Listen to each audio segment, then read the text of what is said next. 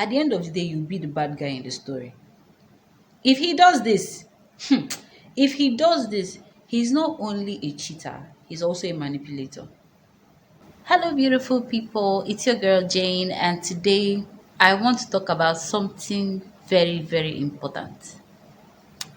So, let me start this video by saying, have you been seeing a homeboy and you can't really tell whether he's straight, whether he's.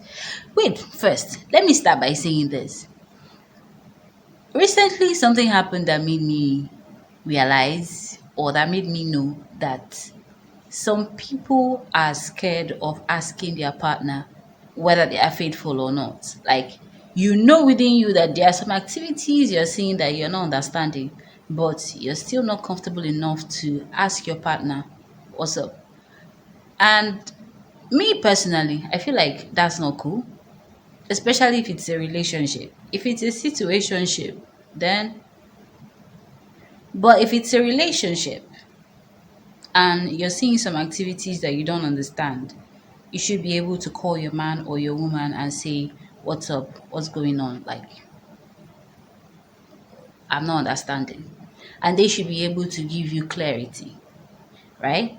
Okay, so now in this video, what I want to talk about is, let's say for instance, you have this homeboy and you can't really tell whether he's straight or not. You can't really tell whether he's faithful or not, and you're just wondering because he keeps sending you mixed signals. I am going to tell you how I know when somebody is cheating for real, for real. I am going to tell you some tested and trusted ways, tips, how to know whether somebody is being faithful or not. So let's get into it. Now, I'm going to play out a scenario. I'm going to tell you a short story. Okay, let's say for instance you're dating what are we going to call your boyfriend now? Like, okay, let's say for instance you're dating a Brian, right? No, Brian. Let's say for instance you're dating a Paul. Yeah? You're dating a Paul. Your boyfriend is Paul. And you know his friends, and one of his friends is Mark. Mark has a girlfriend called Sarah. Yeah? So, and you know these people because you guys used to hang out, most times do double dates and stuff, and it's like a close, you know you all are friends. So one day you go to the mall and you're there at the mall, then you see Mark with another girl that is not Sarah, and you're like, okay, maybe, you see them from afar and you're just watching, hoping that he will turn to you so you can wave or something. But he doesn't turn to you. So you're just standing there watching. And then he's now being too close and too, with this other girl that is not Sarah, his girlfriend. And you're like, what's going on? Why is he kissing on that girl? Like, why is he getting too close to this babe that is not Sarah? Already your mind is telling you that something is just not right. So you just stand there, you don't know what to do. It's like, what's going on? Like, what is this guy? Did he and Sarah break up without telling anybody? And you just don't know what to think. Then you decide by yourself to carry yourself to that place to get a closer look on the situation. So you walk up to Mark and, yo, hi Mark, how you doing? And then he turns to you and he's like, hey, he calls your name, and how are you? How's Paul? How's Paul? How's And you guys are like all chatty and friendly and stuff. And then you turn to the girl because you're waiting for an introduction, because that's why you went there in the first place. You want to be introduced. So you turn to the girl and you're looking at her like. And then Mark just turns to you and he's like, oh, this is Tracy. Say hi to Tracy. Okay. Tracy who? Who is Tracy? But you don't say these things because you don't want to meddle, right? Unless you really want to meddle, which is still okay. So You're like, "Hi, Tracy, how are you?" And Tracy is all, "Hi, hi." And then when you see that this is Tracy, is all the introduction you're going to get, you're like, "Okay, okay, Paul. How's Sarah?" Right? I mean, this is just you being a friend, and you're like, "How's Sarah?" And then he's like, "Oh, she's good. Oh, she's okay. She's fine." With a straight face, like it's the most natural thing in the world. And you're like, oh, okay. So you say your goodbyes and greet Sarah for me, greet Paul for me, and then you walk away from there. But it's like you're now more confused than when you went there in the first place. Now you're more confused. So that is the scenario, yeah. So on your way back from the mall, you're like fuming because you can't really, you don't know what's going on, right? So first you decide to call Sarah, right? You call Sarah not to break her heart or anything, but basically to just, talk to her to see maybe whether she and Mark broke up the previous night or 2 days earlier and she hasn't had time to tell anybody what happened. So you call, and Sarah is all high spirited. She's all happy. She's all, "Hey girl, what's up? How you doing?" And you're like, "Oh, okay." She doesn't sound heartbroken. And you're like, "Yeah, I'm fine. I'm okay. I'm just leaving the mall. How are you? How's Mark?" And she goes, "Oh, Mark's fine. Mark is okay. You know Mark. Mark is this, Mark is that, but nothing about a breakup." Okay. So you kind of like, I mean, it's itching your throat at this point to say, "Hey girl, I saw Mark at the mall and this, but maybe because of the kind of person you are, you don't want to hurt her like that, or you don't feel like it's your place, or for some reason you just decide not to tell her." Because if you decide to tell her, that's another video altogether now, but that's not what we're here for. So you just, you're like, "Okay," you end the call, and this is also crazy. At this point, you're sure of one thing, yeah? You're sure that you know for a fact that that Mark is cheating on Sarah, and he's doing it so brazenly.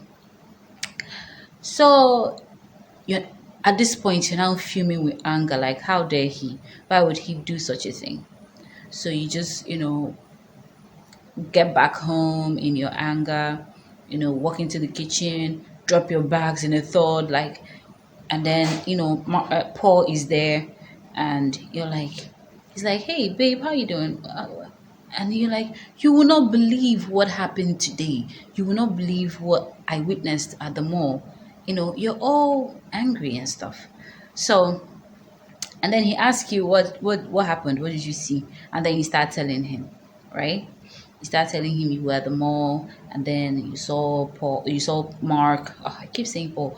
You saw Mark and this girl that that does not belong, and they were being too close and too touchy in a very ill way.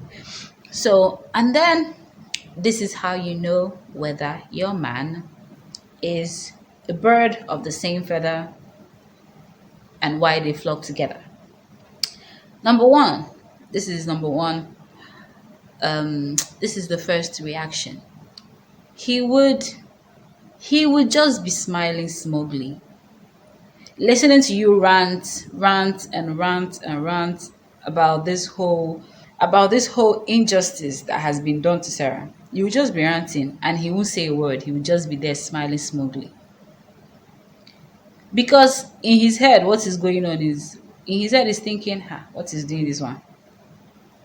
It's a normal thing. Everybody does it. Like, why are you being such a drama queen about it? That could be one of the things going on in his head that is making him smile smugly without either condemning or supporting Mark. Right? So that's one. He'll just be there smiling like moo. Just be smiling and be saying, it's okay, it's okay, oh yeah, calm down, it's okay. That's one. Number two is when you tell him this story, he'll be listening to you. Then you get to the point where you were like, so I walked up there. And he gets very, very, very angry at you for meddling. I mean, you didn't meddle, you just went there to say hi. And that's what you do on a normal day when you see a friend, right? But the way he would twist the whole thing around, he will make you look like the bad guy. He will make it look like you can't mind your business. And he will just turn the whole situation around. And at the end of the day, you will leave Mark cheating and start talking. He will just change the topic. At the end of the day, you'll be the bad guy in the story. If he does this, if he does this, he's not only a cheater, he's also a manipulator. Very bad one. So what would happen is he would turn the whole situation around and then make you the bad guy in your own story, in your own story, your own story that you witnessed. He would turn the whole thing around, and at the end of the day, you start questioning yourself whether you were the one that did something wrong in that story. If that happens, he's definitely a cheater. He's cheating. He's not only cheating, he's also a manipulator. So the next one is number three is if at the immediately, if when you tell him the story he gets all defensive in Mark's favor. Like he starts defending Mark like he's Mark's lawyer or something. He starts defending him and he starts saying things like, you don't know what he's going through in his relationship with this girl. You don't know whether the fact that he's cheating is the only reason why their relationship is still on. You don't know, he starts, making excuses. You don't know what is lacking in their relationship. You don't know this, you don't know that. There are so many reasons why a guy might be cheating. Cheating is not necessarily bad. I mean, sometimes it has to happen for two people to be together. He's cheating too. So that's number three. Number four. Number four is you come back and you tell him this wonderful story. And when you're done telling him, he will not even allow you to finish. You're still telling himself. He gets angrier than you. He's very, very angry. He starts condemning Mark. Like, it's like if Mark were there, he would beat him at that point. Because he's so angry. Like, why would Mark do such a thing? And Sarah is such a good girl. I mean, this, that. He's condemning Mark. But it's not that he's condemning Mark, mind you. It's not that he's condemning Mark. It's just that he's overdoing it. If you look closely, you see he's just acting. He will start condemning Mark, condemning. Now, for you to know whether that condemnation is for real. Let's say, for instance, in the middle of this conversation, his phone rings and it's Mark. He goes off, hey bro, what's up? And it's like a normal conversation between them, like they would normally have on a normal day. He doesn't bring up the whole scenario, he doesn't say anything about it. I mean, they even make plans to meet up later and hang out and stuff. But the conversation was just smooth, like smooth bros, yeah? And they just talk to each other normally. And when he's done on the phone, he ends the call, turns to you, and starts condemning Mark again. Like, why? Why? Why would he condemn Mark to you, but not condemn Mark himself? Why would he condemn the act, but not condemn the person that committed the act? Right? I mean, he could easily ask questions. And if you were to bring this up, there are so many things he could tell you. It's not something that we can discuss over the phone, and that would make sense. Because me personally, it's not every serious thing I like discussing on the phone. But the truth is, he would never say anything to Mark's face. He's just putting up a show for you because he knows that you don't subscribe to cheating in relationships. So he's putting up a show for you. Pacify you, pacify Mark, everybody wins. At this point, if this brother does these four things when you talk about cheating, there's a very high chance he's also cheating. Now, this might not always be true. Let me say this. And it's not only these four things. This is just one scenario, right? And four reactions that you can get from one scenario. There are there are so many other ways that you can know whether it's cheating or not. But I feel like if he does these four things, when a scenario like the one I just said happens, there's a very high chance that he's cheating. And also, if his friends are cheaters and he hangs out with them and they're all boys, there's also a very high chance that he's also cheating. Because somebody that can't stand, somebody that can't stand another guy being a dog wouldn't really like, hang out with people like that. So, what's that? Was the stuff they say about birds? Birds of the same feather, what? Flock together, right? Yeah. So, if you have ever found yourself in any of these situations, if you've ever found yourself in any of these scenarios or in any of these situations, you should, you know, look closely into the affairs of the homeboy or the homegirl. So that's all for today. Thank you guys for watching. Thank you so much for watching. I really appreciate having you guys here. And if you enjoyed this video, please hit the red subscribe button.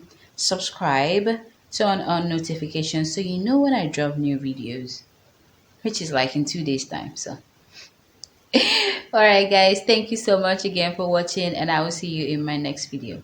Bye.